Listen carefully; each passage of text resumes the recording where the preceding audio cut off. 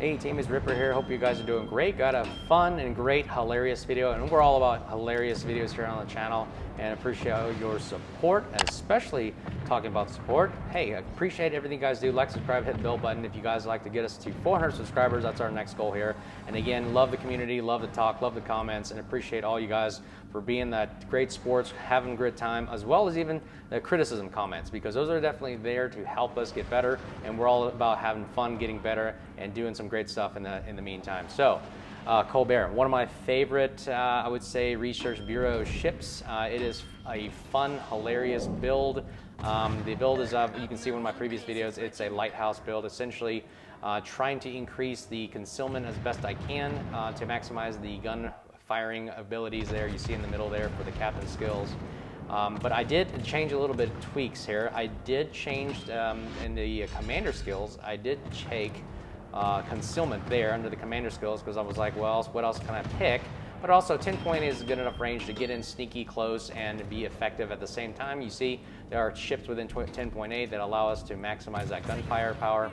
But on the modules, I picked better steering, so I can turn on a dime in a Colbert. So here we go. First victim right here. We're looking at the GK, because we thought the Des Moines was going to nose in, but it turns out he chickened out and started walking away. So we were like, well, let's take another stab at the GK. Now, I didn't think the firepower in this was going to be that incredible. Just watch what happens here. The reload on these guns is about 2.1 at the beginning of the match. Wait until when our team starts, and that's why I love playing arms race, because the buffs literally get this gun reload, especially with AR kicking in, down to about 1.1 second reload, and stay to the end of the video, guys. It is hilarious what the capabilities of this thing. I thought, Haraguma and Smolensk were bad. Check this baby out. I mean, look at the firepower on this just right now. And literally 60,000 KHP right now on the GK, whittled, and I say that with all love and respect, whittled all the way down to, you guess it, 0.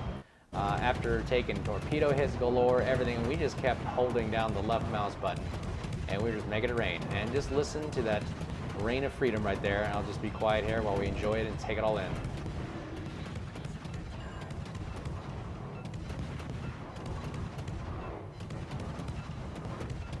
Yeah, this GK player was having a lot of fun. I cannot believe we got it all the way down to 0. Oh my gosh, there's the first kill of the day. Yes, ladies and gentlemen, I cannot believe that just happened. Literally just holding down the flamethrower of freedom and just letting it rot. And oh, here we go. We got Palomilio, which took a massive hit. And hopefully we can nail this guy before he gets one of our buddies. And boom! He is out of the game. Send him back to Porty. And now we are 2 kills into the game with 5.5 minutes into the game. And we are, looks like we're kind of neck and neck. 3 ships down on both sides with, maybe a reasonable amount of buffs. The other team has the extra buffs. Now, according to the strategy that I think of is I always go for the gun reload, because somehow it's just fun. I'm all about having fun here in World of Warships, and the first buffs I always go for are the gun reloads. And now those are the ones with the circle, within a circle there. That is a clockwise circle for gun reload. The other one was obviously the health ones, because throughout the game you're going to take a lot of damage, and see our health is taken slowly back up, probably like 10 or 15 HP at a time. But when you're sailing for about a good minute, you're going to get a lot of HP in that amount of time, and that is something very crucial to have. Des Moines is going broadside to us, so you know what? We're at max range right here, so we're going to see if we can hit them with full firing abilities of our guns, full salvos. And you'll notice that it's really hard to get these arcs in there, but we're getting some chip damage there. 1, 2, 3 to 3,600 damage. Another couple hundred there. And at this point, we're just like, whatever, let's just let it rain. And goodness gracious, can we make it rain? It is literally a thunderstorm of shells right now. It is just incredible. I can't even see the ship anymore. I'm just looking at the mini-map, watching the turns, and just I'm assuming, yep, and he got taken out by the Kearsarge. But oh man, this ship is hilariously fun. We slow down a little bit here, wait for our concealment to kick back in, and we're detected right now. Again, if you don't know, 20 seconds to from last firing of shells until the detected symbol goes away. And you'll notice on the mini-app, once 20 seconds has elapsed, our concealment shrinks back down and we go undetected.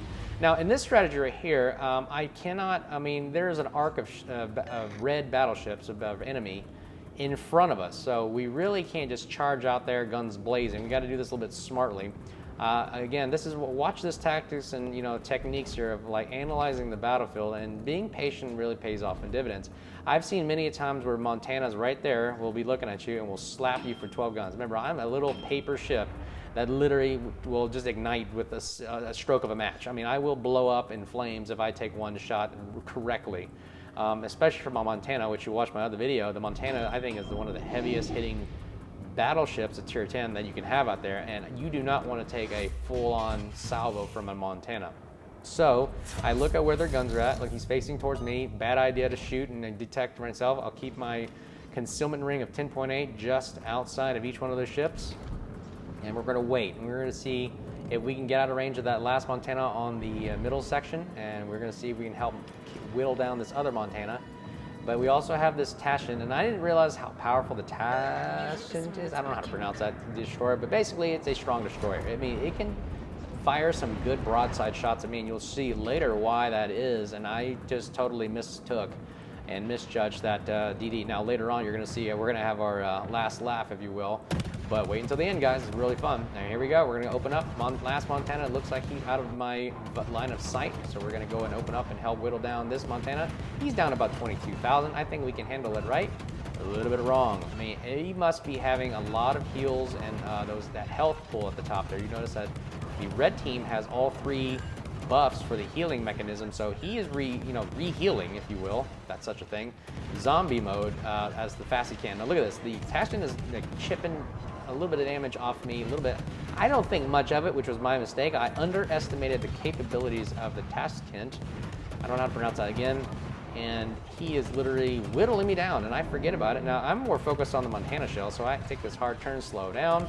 I'm doing anything I can to juke these shots, and it's doing okay, but I keep forgetting about that DD, that pesky DD that keeps firing at me. And I thought I could maybe, absorb some of this damage, but remember, I only have 43,000 HP. And with him shooting, I don't know where these shots are coming from, but I think I took one massive shot right here. There's one right there. That takes off some. And he's still shooting me. He is still taking little bits and pieces there. See, the Montana's not doing much to me, but there's one shot. Something hit me hard right there. I don't know what that was. We're just going left, right, slowing down. We got another reload buff. Now watch the reload buff kick in, and here we go. The stream of freedom. And again, I notice I am showing broadside to the middle section. I think the Montana that we thought wasn't there has started looking at us again.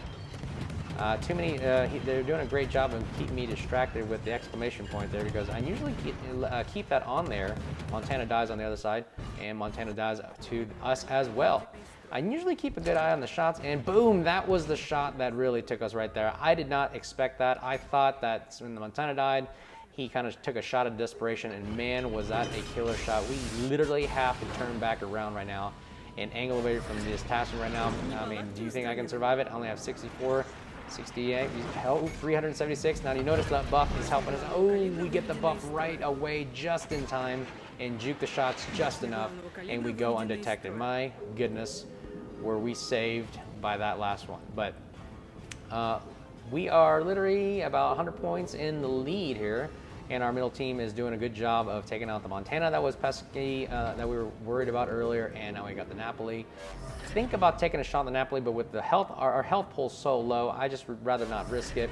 Our team is just mopping them up just fine without me, and now comes the fun once this Napoli goes away. Boom!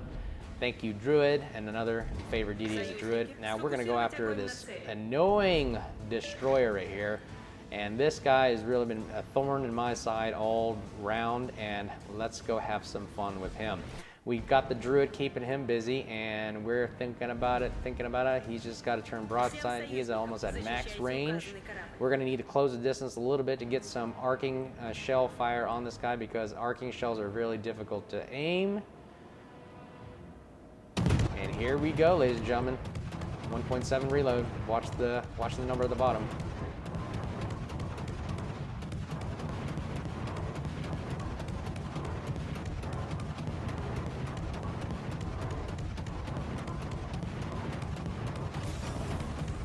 Words cannot explain and describe what we're watching right here. I don't know what this is. This must be Wargaming's monstrosity. And look at comments, holy, that rate of fire. I mean, people were just, I think some of the guys had their headphones on and they said they could not hear anything because of all the gunfire that was happening to the south. And people were just laughing like crazy. I mean, this is fun. I just couldn't stop holding the button down. People were just laughing so much that I just had to keep holding down the button and just putting down the cover fire, making sure that this destroyer was suppressed and not able to attack us again. I just making sure that it was just kind of like in the movie Predator with Arnold and everything. We were just blasting the trees as much as we can. And I give the old covering fire call. And we're going to go ahead and use the Druid. And there he is, ladies and gentlemen. Here we go. Let's see if we can get some target practice with flamethrower abilities here. And there we go. Getting good hits, melting,